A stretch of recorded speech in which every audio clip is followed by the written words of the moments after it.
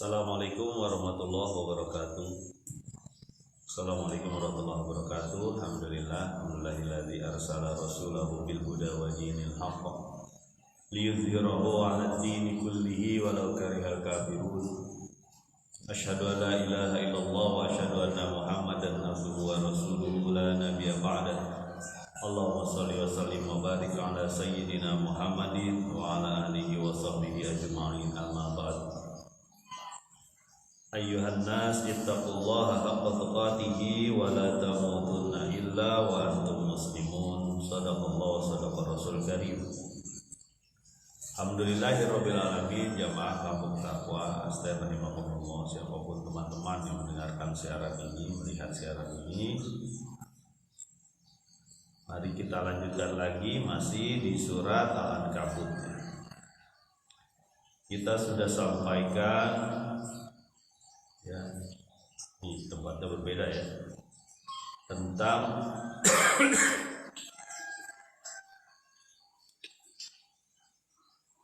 pernyataan dari Allah Subhanahu wa taala bahwa betapa banyak binatang atau hewan melata di bumi yang tidak memikul rizki atau tidak punya sarana untuk mendapatkan rizki. Allah yang memberi rizki padanya dan kepada kalian semua, dan Allah Maha mendengar serta Maha mengetahui. Dan ketika ditanyakan kepada mereka, orang-orang kafir Quraisy dan orang-orang yang tidak yakin dengan kerasulan Nabi Muhammad SAW, ketika ditanya kepada mereka siapa yang menciptakan langit dan bumi, siapa yang menundukkan bulan dan matahari, pasti mereka mengatakan Allah. Dan dipertanyakan juga bagaimana mereka bisa dipalingkan. Kalau dia mengakui bahwa penciptanya adalah Allah, kenapa tidak mau diatur dengan aturan-aturan Allah? Mari kita lanjutkan di ayat yang ke-62 surat Al-Ankabut. Bismillahirrahmanirrahim. Allahu yabsutur rizqa liman yasha'u min ibadihi wa yaqdiru lahu. Innallaha bikulli syai'in alim. Allah yang meluaskan rizki kepada siapa saja yang Dia kehendaki dan membatasinya dari hambanya. Sesungguhnya Allah terhadap segala sesuatu mengetahui. Ini salah satu keyakinan kita, keimanan kita, bahwa jangan khawatir, Allah sudah menakar rizki setiap orang ya. Ada yang diluaskan rizkinya, ada yang dibatasi rizkinya ya. Ia basutur rizqo, bisa diluaskan dan bisa dibatasi. Allah memberikan rizki sesuai dengan keadaan hambanya. Dan biasanya masalah rizki ini masalah yang dikhawatirkan ya. Masalah-masalah ini adalah masalah yang dikhawatirkan manusia karena ada hubungannya dengan perut ya, dengan makan. Padahal yang namanya rizki bukan cuma masalah makanan, harta ya. Teman pun rizki ya, anak pun rizki, tetangga yang baik pun rizki juga ya. Ilmu pun rizki juga, hubungan dengan orang lain rizki juga ya. Sampai anak yang tidak durhaka itu rizki ya. Jadi yang namanya rizki itu jangan diartikan duit saja. Pulang ke rumah dari kerja ketemu dengan istri dan anak, ya, kemudian makan bersama misalnya, berbicara, ngobrol, itu rizki. Ya. Karena ada orang-orang yang nggak sempat. Ya. Dia tidak sempat untuk menikmati waktunya dengan keluarga, habis dengan pekerjaan. Ya. Mungkin dia punya target sehingga sampai malam pulangnya. Ya. Kalau saya memang belum kebayang ya. Dulu tuh sebelum menikah tuh saya pernah kerja di satu tempat. Kerja ini berangkat sesudah subuh, jam-jam 5 masih gelap lah. Pulang tuh sampai rumah jam 8:30 malam. Ya, keluarnya itu sebenarnya jam 8, jam 7:30 ya, karena dia long shift. Nyampe rumah jam 8:30, jam 9 atau jam 9 lewat. Hari Sabtu setengah hari, sampai jam 4 hari Sabtu. Pulang ya sekitar maghrib. Sampai hari Minggu kosong. Tapi apa yang dilakukan saya ketika hari Minggu? Tidur aja tuh. Dulu itu kepikir kalau saya nikah, kapan saya ketemu anak saya? Pagi udah tidur, masih tidur misalnya. Malam udah tidur, kapan ketemu? Berbagai pertimbangan lah. Ada orang yang sanggup ya, kalau saya nggak sanggup. Ya memang ini hubungannya dengan makan ya. Tapi ada juga yang karena memang dia punya target, sehingga dia bekerja overtime, lebih waktu. Tapi di sini disebutkan memang sama Allah bahwa Allah yang meluaskan dan membatasi rizki orang, dan gak ketuker rizki. Ya. Yang bermasalah adalah kita mencari rizkinya ini halal atau haram. Itu aja masalah.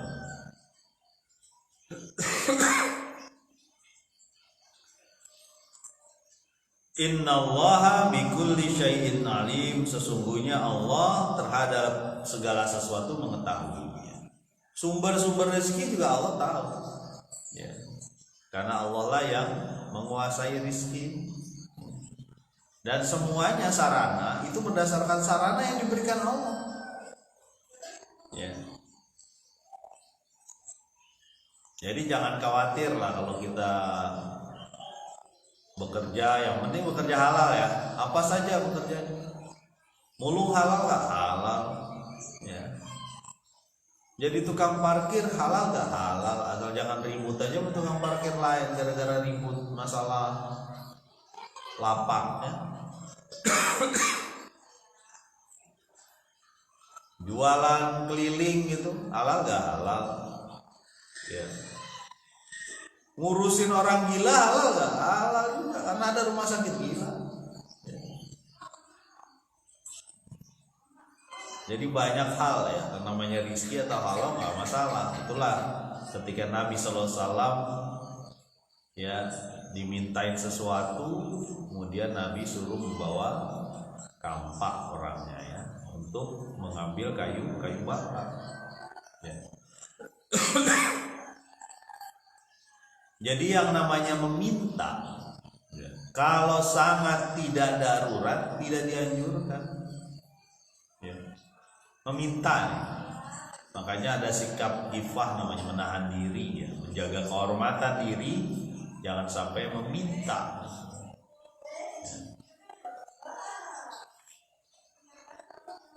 Ayat selanjutnya di ayat yang 63 surat Al-Ankabut. Wala in sa'altahum man nazzala minas samaa'i maa'a fa ahya bihil arda min ba'di mautiha la yaqulunna Allah qulil hamdulillah bal aktsaruhum la yaqilun. Dan juga ketika ditanyakan kepada mereka, siapa yang menurunkan dari langit air, yaitu hujan, kemudian dihidupkanlah dengan itu bumi dari kematiannya, pasti mereka menjawab Allah. Katakanlah segala puji bagi Allah. Tetapi banyak di antara mereka tidak memahami. Nah, ini pertanyaan lagi ya, kepada orang-orang Quraisy pada saat itu ya. Pertanyaannya adalah pertanyaan yang dia lihat sehari-hari ya. Ketika ditanya siapa yang menurunkan air dari langit ya, maksudnya hujan, itu mereka nggak bisa ngeles gitu. Pasti yang dia jawab adalah Allah ya. Ditambah lagi setelah air itu datang, bumi jadi hidup setelah matinya. Maksudnya setelah mati, setelah gersang. Dia bilang Allah, karena Tuhan dia nggak bisa. Lata Uzza Manat waktu itu ya, Hubal, Lata Uzza Manat Hubal, berhala-berhala besarnya orang Quraisy. Nggak bisa. Dia tahu bahwa benda-benda ini tidak bisa berbuat apa-apa, tapi tetap disembah ya. Nah, ini perihal kerancuan akidah kaum Quraisy ya. Disebut siapa pencipta alam ini? Allah dia sebut ya. Jadi kaum Quraisy itu masih lebih baik juga tuh dari ateis. Kalau ateis itu kan nggak percaya sama sekali ada pencipta ya. Pokoknya ada dengan sendirinya aja ateis ya, tidak percaya Tuhan Allah. Lalu dibilang siapa yang nurunin air nih dari atas? Terus setelah itu air itu ada fungsinya ternyata. Apa fungsinya? Menghidupkan bumi ya. Dia jawab Allah, tapi dia tidak mau disuruh menyembah Allah ya. Dia tidak mau mengikuti aturannya Allah. Kalau tunduk sama raja, ikutin aturan raja, benar gak? Tunduk dengan presiden, tunduk dengan pemimpin, ikutin aturannya. Kalau dia menyatakan tunduk tapi gak ngikut aturannya, namanya munafik ya, manis di bibir aja. Begitupun Allah gak mau diduain ya. Kamu yakin aku penciptamu, tapi kamu menyembah orang lain, menyembah zat lain, menyembah makhlukku ya. Gak mau diduain Allah ya. Makanya qul huwallahu ahad, katakanlah bahwa Allah itu ahad, satu ya.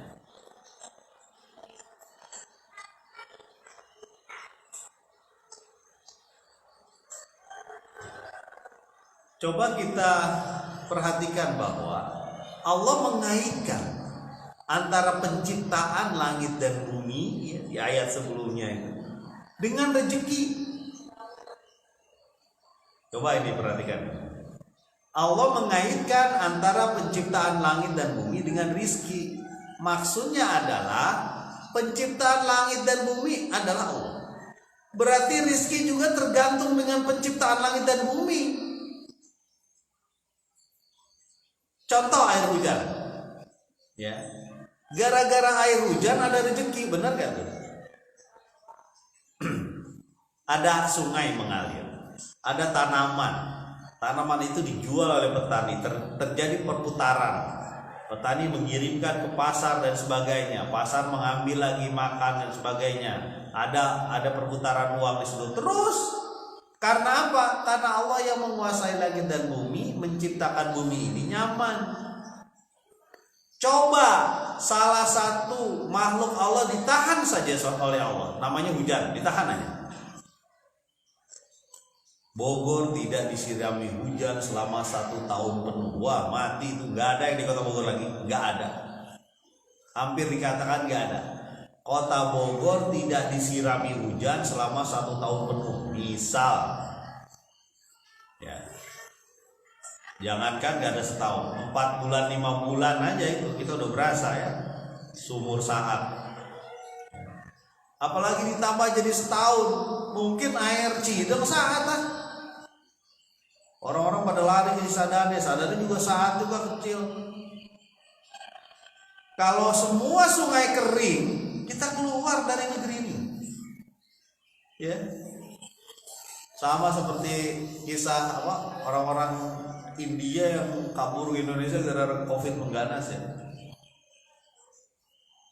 Karena ada hubungan dengan kematian. Ya. Nah, ini dikuasai oleh Allah, diciptakan oleh Allah. Ketika ditanyakan dari mana itu air dari atas itu, emang ada yang numpahin ember berton-ton gitu dari atas? Nggak ada. Mereka pasti bilang Allah. Jadi hujan ini, ketika kita hujan, kita yakin bahwa ini adalah rezeki dari Allah. Dia menciptakan langit dan bumi dan menundukkan matahari dan bulan. Gara-gara matahari dan bulan itu ada kehidupan. Kok bisa Pak? Bisa. Nggak ada matahari. Misal nggak ada matahari selama 1 bulan, pada kuning semua tuh. Ya. Contoh gampang gini. Ya. Di rumah kalau ada rumput atau tanaman, tutup. Pakai panci kayak, pakai apa? Pakai triplek sehingga tidak ada sinar matahari masuk situ. Buka selama 1 bulan itu jadi kuning. Kalau terus-terusan mati, ya.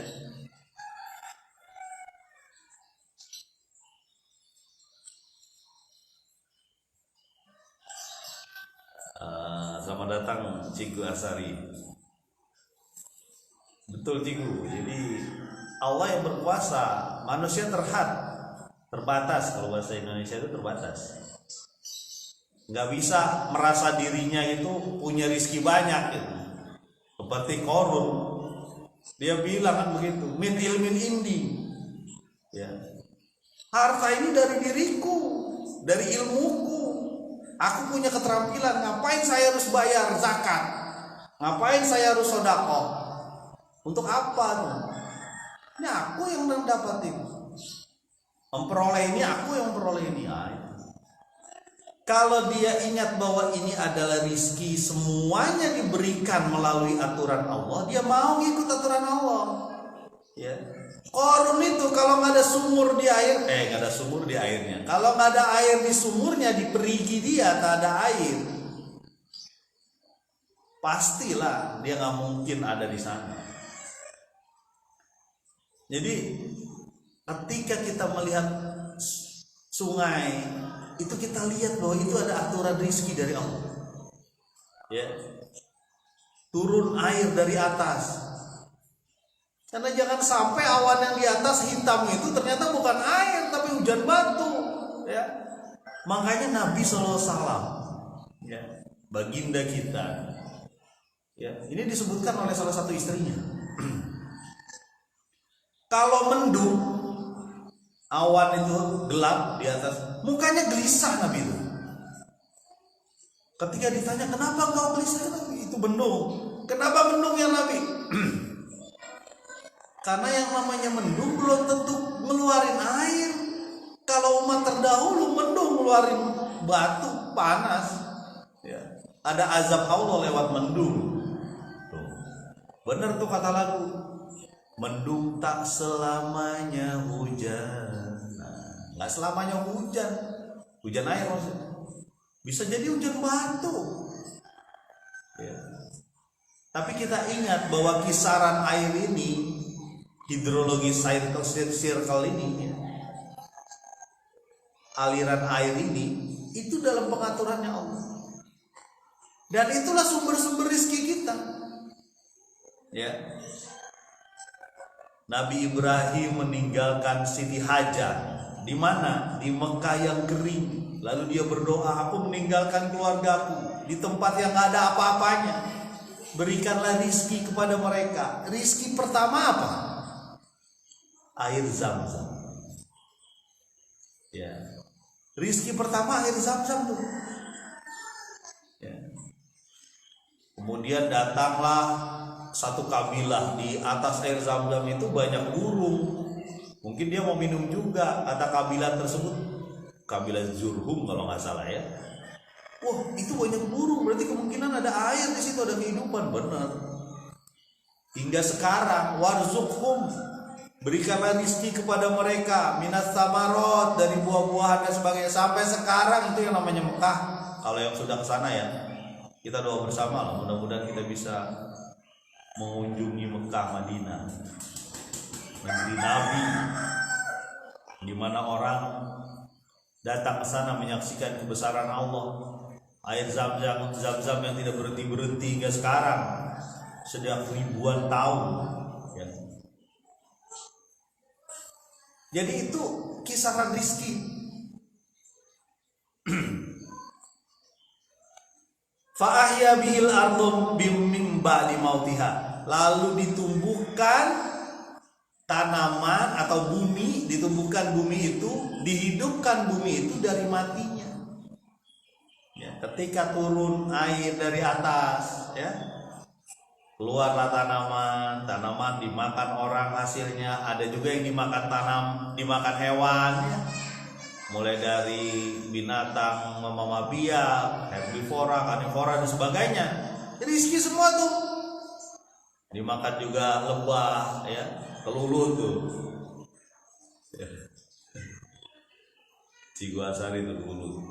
Terus apa dari makanan itu manusia menjadi berkumpul, kemudian memberikan makanan-makanan itu kemana-mana, dijual dan sebagainya. Kan jadi rizki, ada perputaran, ada transportasi, ada distribusi, ada konsumsi, ada produksi. Apa sih Pak distribusi, konsumsi, produksi? Yaitu bahasa ekonomi. Distribusi penyebaran, konsumsi berarti memakan, ya. Kemudian distribusi, konsumsi, produksi berarti membuat. Terjadi itu dari mana? Dari putaran yang Allah berikan. Ya. Termasuk bahan tambang di dalam darat atau di laut. Ya. Pergeseran kerak bumi itu pengaruh dari macam-macam ya. Ada dari gunung api, ada gara-gara pergeseran kerak, ada yang nimbul emas misalnya, contoh tuh yang di Nanggung tuh, ya. Kalau di Bogor tuh di Nanggung yang terdekat, apa sih daerah Pongkor ya. Itu kan rezeki yang Allah berikan. Minyak bumi misalnya ya, minyak bumi ini dari mana sih minyak bumi itu? Oh ternyata dari hewan-hewan yang mati jutaan tahun yang lalu. Ya, jadi minyak, jadi gas, jadi bensin, jadi apa? Itu kan hewan makan apa sih dulu? Sama aja makanan hewan tuh kalau nggak herbivore, karnivore. Yang ketiga omnivore ya. Herbivora adalah makan makanan sayur-sayuran, tanaman. Lalu yang herbivore dimakan lagi oleh karnivore atau dimakan oleh omnivore. Terjadi rantai makanan terus-menerus karena Allah memberikan jaminan di sini.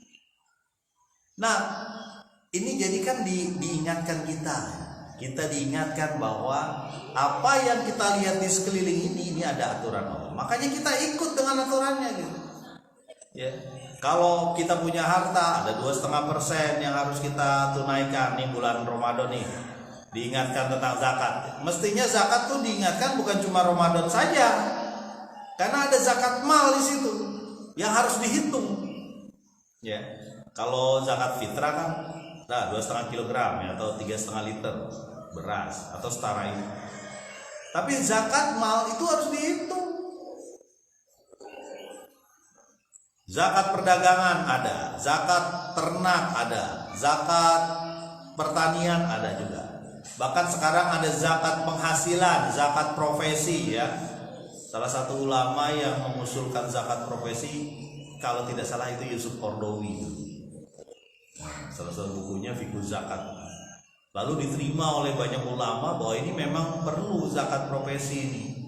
Karena petani aja langsung dipotong 5%. Petani ini, Pak, petani mana yang dipotong hasilnya 5%? Petani yang beriman. Kalau yang nggak beriman nggak ada urusan. Saya punya singkong misalnya kan 50 ton. Ya punya saya semua lah. Orang saya yang nanam. Masa harus dikasih ke orang? Nah itu keturunannya Korun tuh kayak gitu tuh. Harus ada yang dipotong kalau petani itu.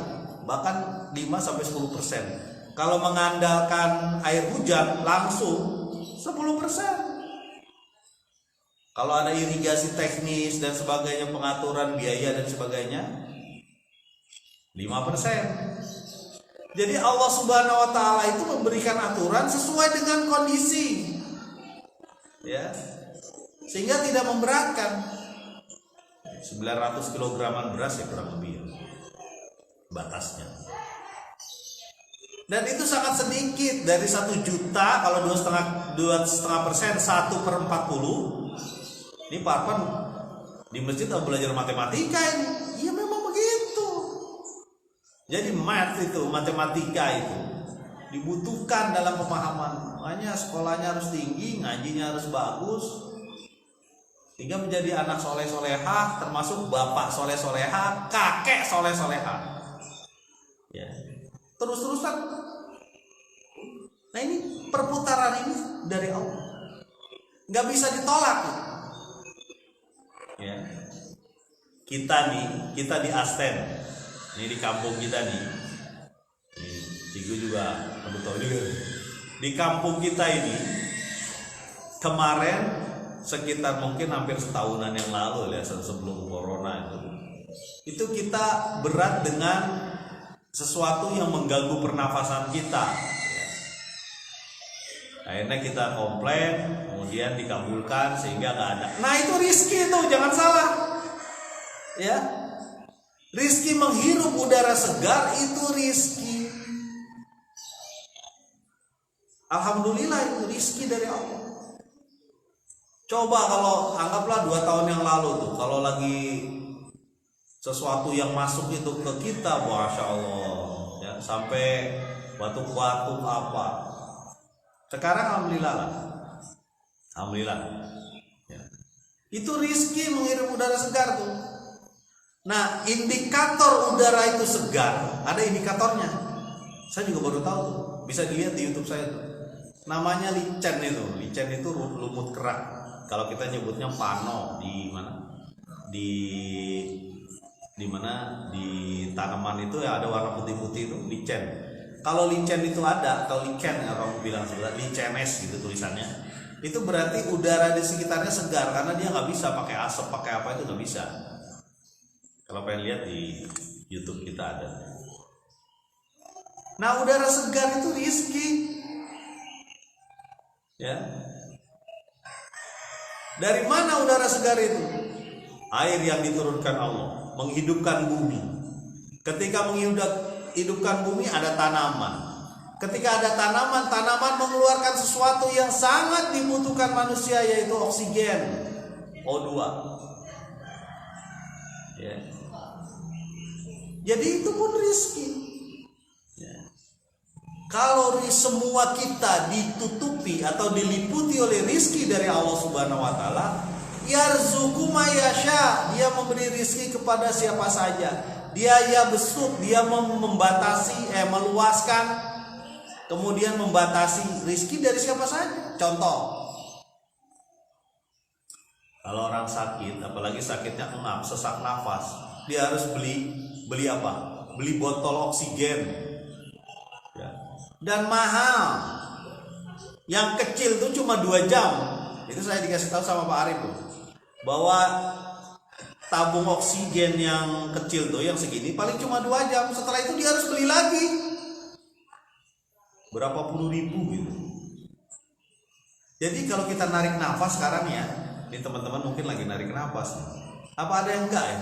Ada teman-teman kita yang terbaring di makam tuh nggak narik nafas. Ketika narik nafas, kita bayangkan itu ada 1000, 2000, 4000, 5000, 10.000, 20.000 sekali nafas. Ah, gimana itu? Kali berapa kali nafas dalam 1 menit? Jadi Allah beri rezeki. Termasuk udara ini, kalau ditambahkan kadarnya misalnya ya, kadar dari jenis-jenis udara ini ditambahkan karbonnya lah ditambahkan, oh bisa mati kita. Ya. Orang bisa gak mati lemas? Bisa kalau kena gas, kalau kebakaran nih, kalau kebakaran itu salah satu standar operasional prosedur ketika ada kebakaran, dia harus turun ke bawah. Merangkak jalannya, jangan berdiri. Kalau berdiri itu dia terpapar asap, karena asap tuh cenderung naik kan ke atas. Dia kan jenis gas, dia naik ke atas, kemudian kita hirup, makanya disuruh berdiri, disuruh merangkak. Kalau dia naik ke atas, mati lemas kita. Sebelum kebakar api kita udah mati, ibaratnya begitu. Jadi kadar yang ditambahkan di situ di udara bisa membuat kita rusak.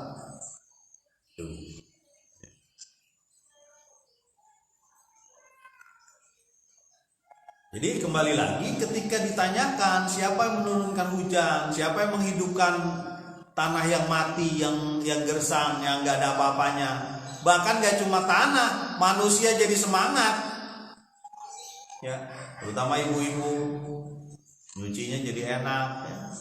Ada hujan. Qulil hamdulillah, katakanlah segala puji bagi Allah, karena Allah yang memberikan sarana ke kita. Ya. Mata kita ini itu sarana luar biasa dari Allah Subhanahu Wa Taala. Dengan mata ini kita bisa melihat banyak hal, walaupun ada orang yang diuji oleh Allah matanya sakit. Ya. Tapi karena mata ini, ya. Dari mana datangnya cinta? Dari mata turun ke hati. Dari mata dulu, bukan dari kuping, ya kan? Atau dari lidah turun ke hati. Enggak, dari mata. Mata adalah rezeki yang Allah berikan pada kita. Ya. Bibir, lidah itu rezeki juga. Ya. Termasuk ini bisa meraba di sini. Bisa meraba di tangan, ini banyak saraf-saraf reseptor di sini. Makanya kalau orang tunanetra melihat orang itu diraba ininya, jadi dia tahu bentuknya. Nah itulah ada namanya Quran Braille ya. Ya, Al-Quran yang dipakai untuk orang-orang tunanetra, dia diraba gitu. Saya belum bisa tuh, mohon deh kalau ada yang bisa ajarin. Karena kita ada berapa ya di sini, ada satu desa tuh kurang lebih ada 7 atau 8 orang tunanetra. Di RW kita ada 2. Di RW kita ini ada 2. Keseluruhan desa yang tunanetra itu ada sekitar 8. Ya. Itu kita belum bisa tuh untuk membaca Quran Braille. Saya ini belum bisa. Mudah-mudahan ada yang bisa mengajarkan ya, biar kita bisa ajarkan ke teman-teman. Itu juga memberi semangat sebenarnya pada orang yang normal matanya. Ya, di Ciampea tuh ada tuh pondok tunanetra ya, pondok tunanetra, dia juga belajar Braille. Jadi orang yang buta saja masih semangat untuk belajar Al-Quran itu. Kita yang melek ini lalu nanti ditanya sama Allah, mata kamu tuh dipakai buat apa? Mata kita nih dipakai buat apa? Orang yang buta aja mau belajar Quran. Yang lumpuh banyak yang hafal Quran juga. Kita matanya oke, telinganya dengar, lidahnya bisa, tangannya bisa bergerak, kakinya bisa jalan ke majelis, ke masjid, ke tempat-tempat yang bisa kita beribadah. Lalu tidak kamu lakukan, kamu ngapain aja? Ya, kamu ngapain aja? Kamu punya harta tidak dipakai untuk sedekah, tidak dipakai untuk amal. Ya. Bahkan kalau perlu harta itu kamu tahan. Kamu punya sumur, kamu punya mata air misalnya, kamu tahan. Kalau datang ke sumur saya, ke mata air saya, bayarlah. Ada 3 orang. Ini Nabi pernah mencerita. Ada 3 orang yang nanti di yaumil qiyamah tidak disapa oleh Allah. 3 orang. Ini coba kita ingat-ingat ya. Jadi kalau orang tidak disapa udah dicuekin kayak gitu ya bakalan masuk ke yang itulah azabnya Allah. Yang pertama, ini perlu kita ingat ya. Ini hubungannya dengan rizki lah, orang-orang yang juga menahan rizkinya ya. Tidak disapa oleh Allah di yaumil qiyamah orang yang berbohong dalam dagangannya, dalam bisnisnya. Dia menyatakan bahwa upahnya modalnya sekian lalu dipalsukan ataupun dia bohong, nggak dapat, modalnya aja 10.000. Masa saya beli 9.000 padahal modalnya cuma 6.000 misalnya. Allah tidak menyapa tuh orang kayak gitu. Itu berarti bukan cuma dagang, segala bisnis. Benar nggak itu? Apalagi itu menjadi kesehari-harian dia. Segala bisnis dibangun dengan kebohongan-kebohongan. Ya. Ngecat rumah, misalnya ya. Rumah dicat. Habis berapa ini cat ini? Wah, mungkin sekitar 20 ember, padahal cuma 10 ember, 15 ember, sisanya ditilep. Kalau menurut saya itu mirip dengan pedagang yang tidak jujur, pedagang yang bohong, mirip. Apa bedanya? Ya, itu nomor 1. Allah tidak akan nyapa dia. Pak, gimana Pak? Saya udah begitu di kerjaan saya begitu. Bos saya juga nyuruh lagi begitu Pak. Gimana dong ya, keluar gitu aja repot. Terus nanti anak istri saya makan apa? Ya makan nasi, masa makan batu? Allah kasih lah, nggak usah yarzuqu mayasa. Ya, apa aja bisa dia lakukan. Kemarin saya cerita tuh ada seorang tukang kue ya. Kenapa dia jualan kue ini? Karena di sini nggak ada yang jualan, jadi saya buat sehingga laku. Dari mana belajar resepnya? Lihat di internet, lihat di ini. Gampang.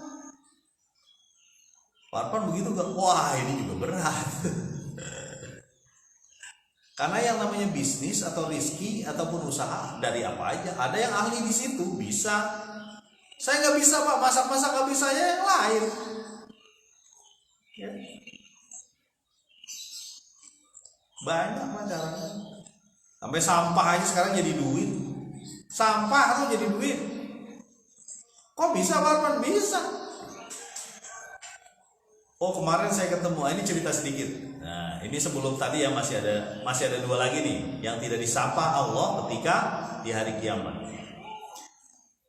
Hari apa ya? Saya kurang lebih berapa hari yang lalu, mungkin semingguan yang lalu, 4 hari atau 5 hari yang lalu, itu saya memperbaiki motor ya. Ketika sholat saya turun tuh di daerah Ciampes nih. Ke mana, ke perkampungan, di situ ada mata airnya, di situ ternyata sumber air, ada musola. Saya ke situ kebetulan berjamaah dengan seseorang. Saya tanya sama dia, "Icalan naon Pak itu? Jualan apa Pak?" "Saya nggak jualan Pak, saya mulung," dia bilang gitu. "Oh, alhamdulillah itu jual rezeki yang halal Pak." "Iya, kita mah yang penting bekerja gitu." Hebatnya pemulung ini, dia selalu mampir di masjid ketika sholat. Tuh. Kadang-kadang saya suka ngomong sama orang-orang ini, orang-orang yang tukang tukang cuanki, tukang apalah, bakso, tukang apa itu ketika lagi sholat, mang sholat dulu mang, gitu, mengingatkan. Boleh gak? Boleh. Apalagi mayoritas kan sama muslim. Ya. Nah ini ada cerita pemulung ini nyata ya, saya langsung ngomong langsung dengan dia.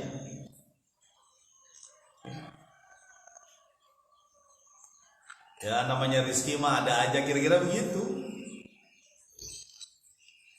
Berapa harga yang paling bagus sekarang bang? Apa harga yang paling bagus? Kardus ternyata. Kardus sekarang yang bagus, yang lain tuh rusak. Permainan juga sih mang itu katanya. Pak. Tapi yang saya hebatkan dari dia ini, dia mau sholat. Ketika dia diganti, dia bawa apa ya? Bawa tas kecil, isinya sarung ternyata. Sebelum sholat saya ngeliat nih orang buka sarung dari itu.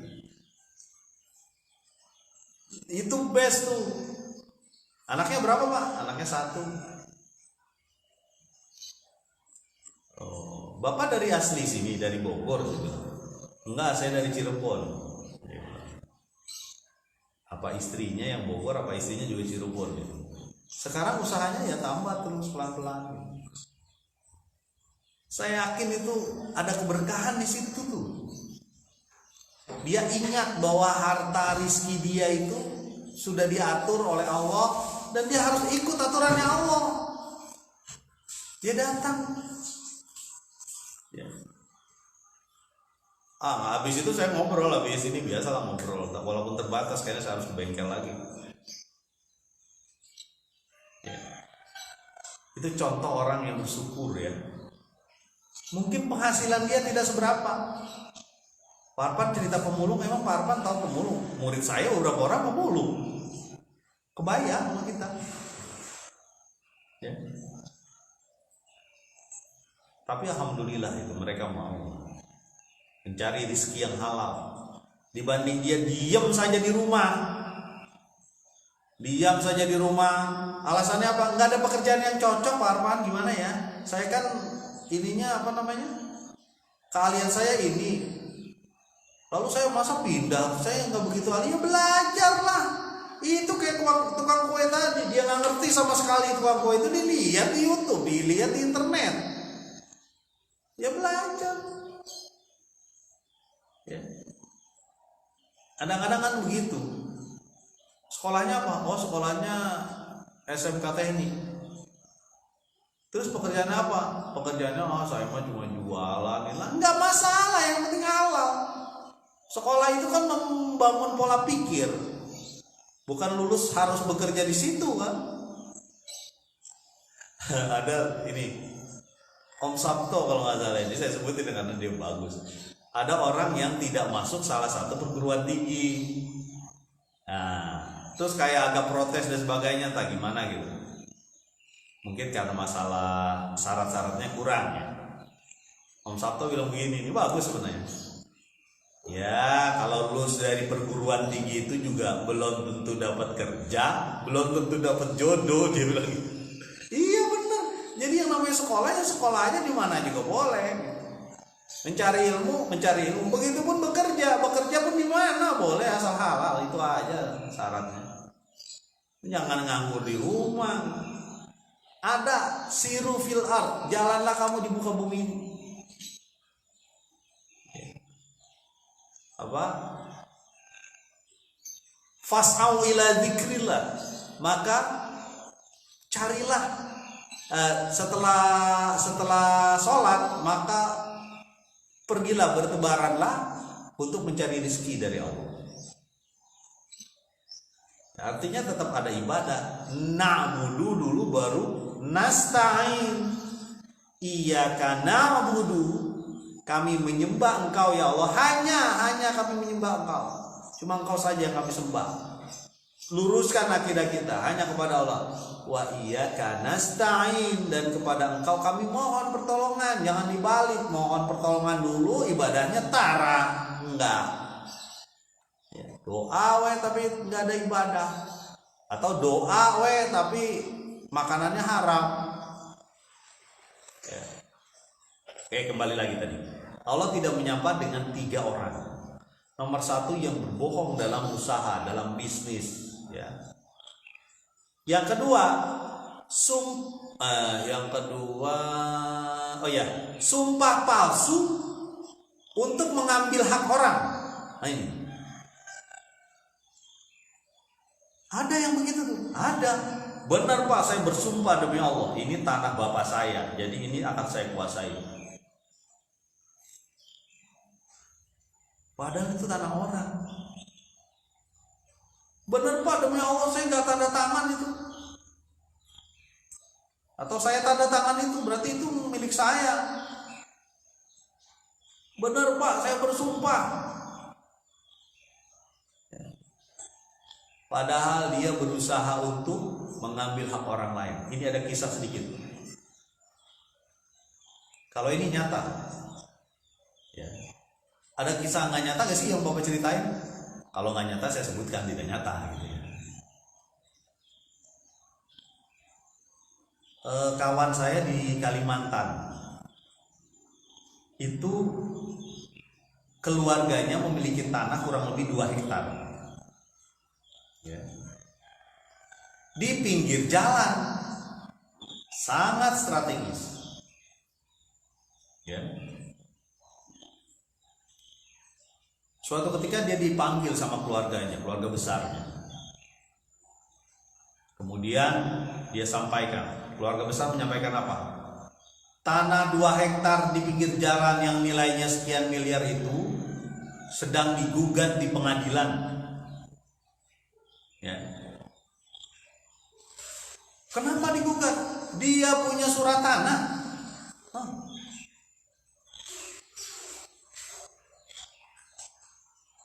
Padahal surat tanahnya ada di dia juga, di keluarga besar itu ada.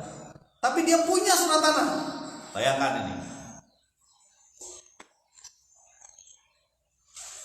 Padahal itu adalah betul-betul milik keluarga besar. Dibawa ke pengadilan, sampai ke pengadilan, yang disodorkan itu cuma girik gitu loh. Apa sekedar surat bahwa ini adalah punya milik ini dan sebagainya, tanda tangannya juga udah tahu, lurahnya lurah kapan nggak tahu juga. Tapi ada dia suratnya, itu dijadikan bukti. Di yang satunya juga ada suratnya. Ujung-ujungnya apa? Hakimnya menyuruh membagi 2. Yang punya kekuatan lebih besar, ya, mendapat 3/4. Yang di sini dapat 1/4. 1/4 dari 2 hektar, kurang lebih 5.000 meter. Ya. Kalau setengah dari 2 hektar kan 10.000 meter ya. Kalau 1/4 berarti 5.000 meter.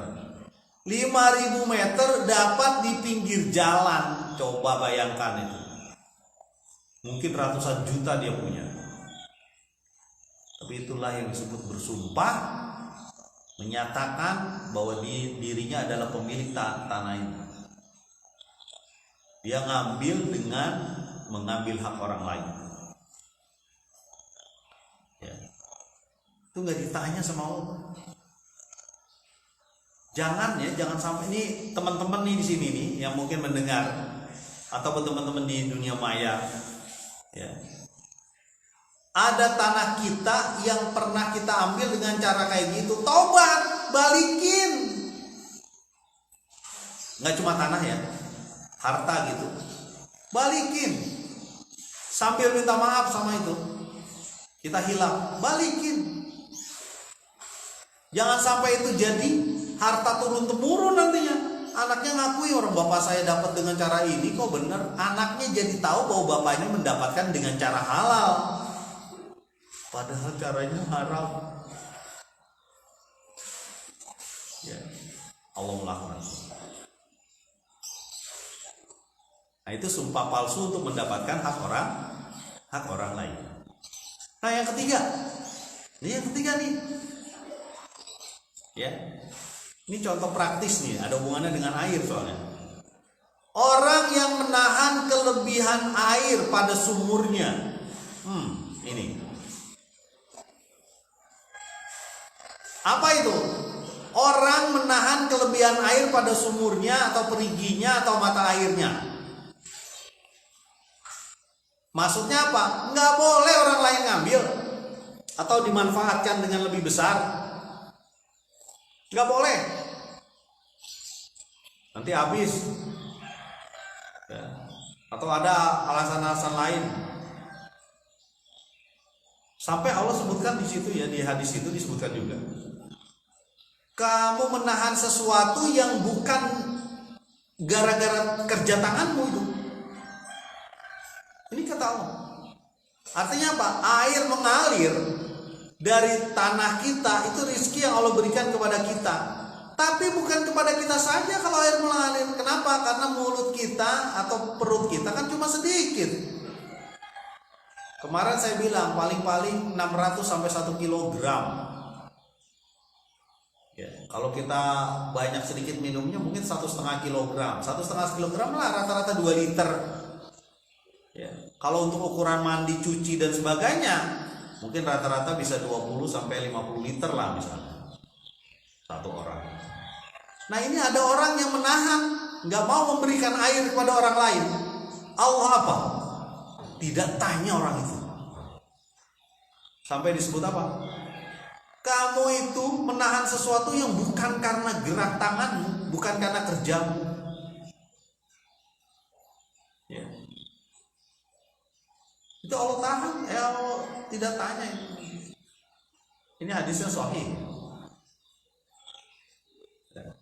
Itulah yang terjadi pada sumur Utsman bin Affan yang dia beli dari orang yang pelit. Yang dia beli dari orang yang pelit. Sampai disebut di janji surga. Udah dipakai buat kaum muslimin, nanti kamu gantinya surga. Sorry. Gak mau dia.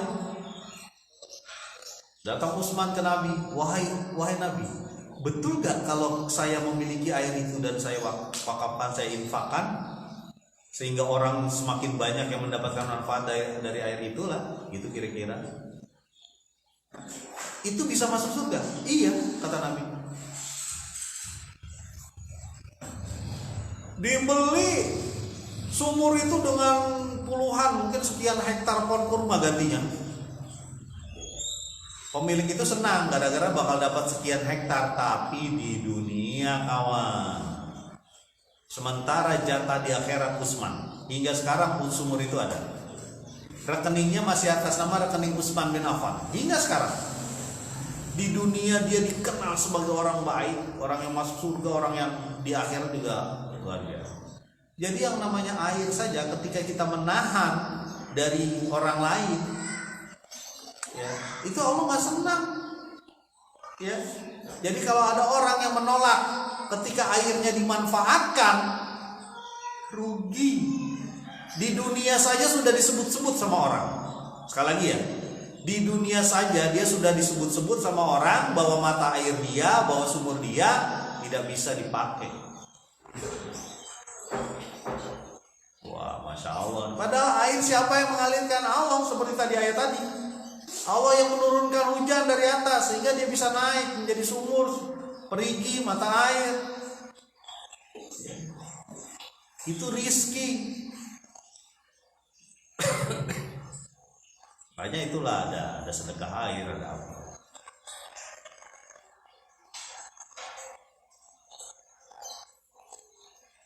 Bal aktsaruhum la yaqilun, tapi kebanyakan manusia itu tidak paham, tidak memahami. Tidak memahami bahwa rezeki itu diputar oleh Allah. Tidak memahami bahwa apa yang ada di diri kita itu milik Allah semuanya. Mana milik kita? Tidak ada milik kita. Semua yang ada Allah yang punya. Nasib itu dari Rabbani.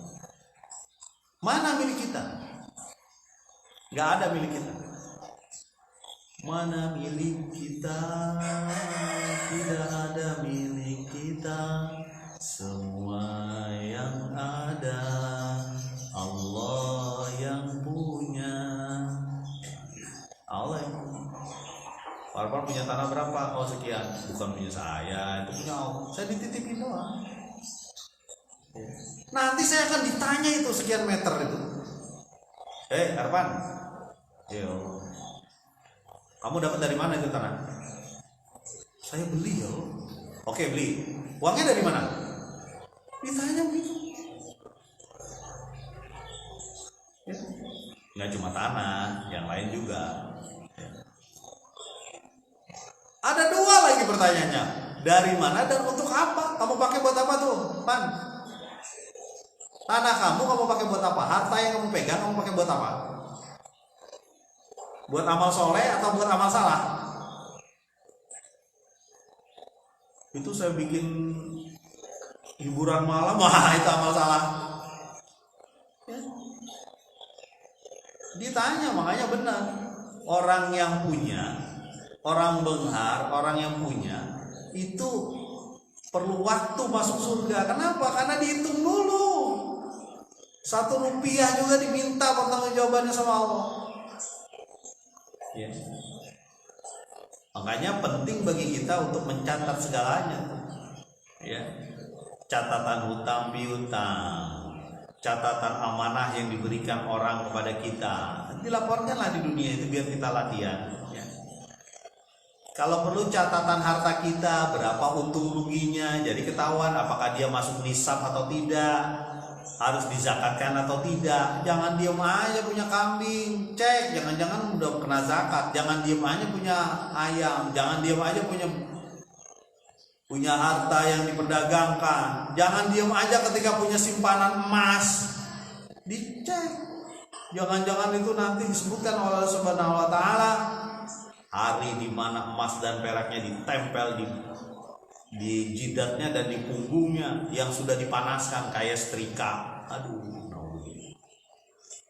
mudah-mudahan kita menjadi orang yang memahami. Subhanakallahumma wa bihamdika asyhadu an la ilaha illa anta astaghfiruka wa atubu ilaik. Assalamualaikum warahmatullahi wabarakatuh.